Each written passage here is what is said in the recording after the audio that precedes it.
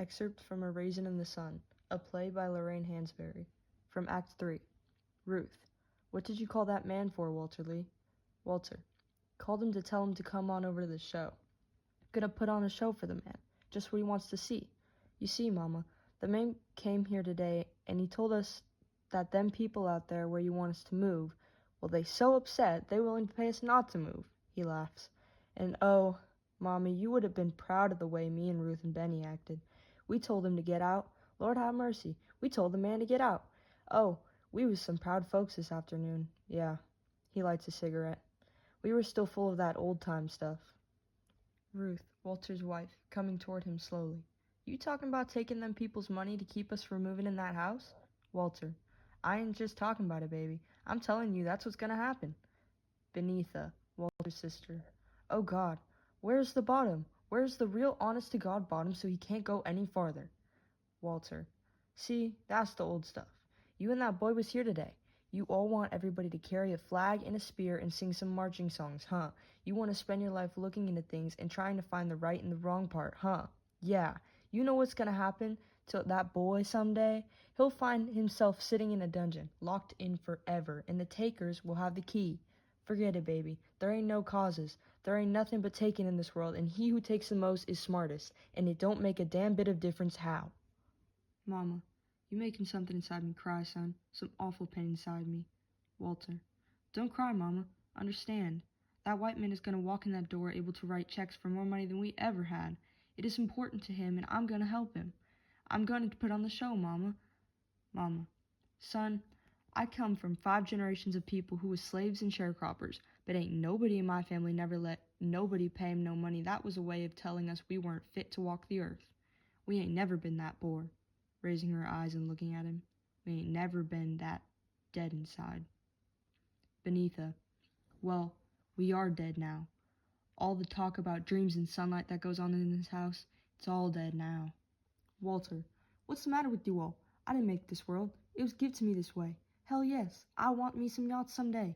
Yes, I want to hang some real pearls around my wife's neck. Ain't she supposed to wear no pearls? Somebody tell me, who decides which women is supposed to wear pearls in this world? I tell you, I am a man, and I think my wife should wear some pearls in this world. This last line hangs a good while, and Walter begins to move about the room. The word man has penetrated his consciousness. He mumbles it to himself repeatedly between strange agitated pauses as he moves about. Mama, baby, how you gonna feel on the inside? Walter, fine. Going to feel fine. A man. Mama, you won't have nothing left then, Walter Lee. Walter, coming to her. I'm gonna feel fine, Mama. I'm gonna look that son of a bitch in the eyes and say, he falters, and say, all right, Mr. Lindner, he falters even more.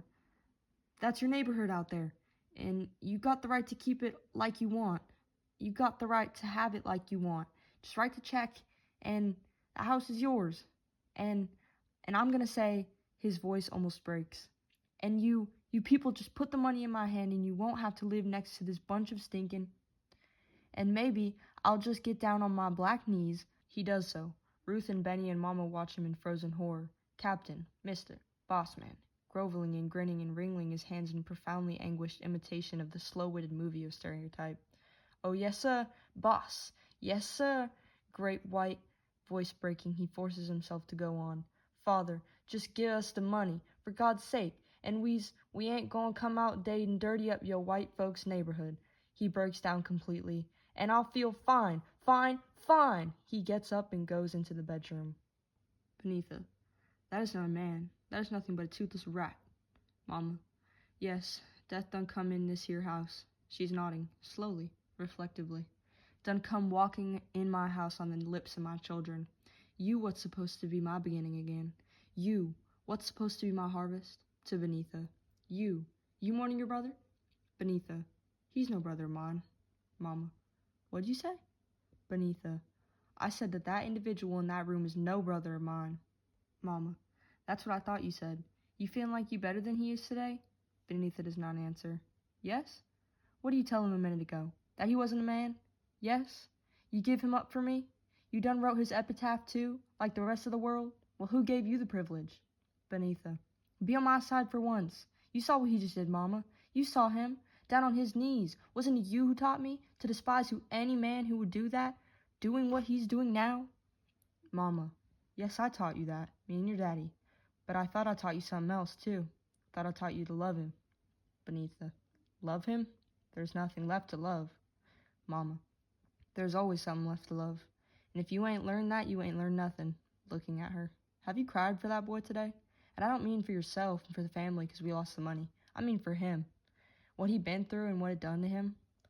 Child, when do you think it is a time to love somebody the most? When they done good and made things easy for everybody? Well, then you ain't through learning, because that ain't the time at all. It's when he's at his lowest and can't believe in himself because the world done whipped him so. When you starts measuring somebody, measure him right, child, measure him right. Make sure you done take into account what hills and valleys he came through before he got wherever he is.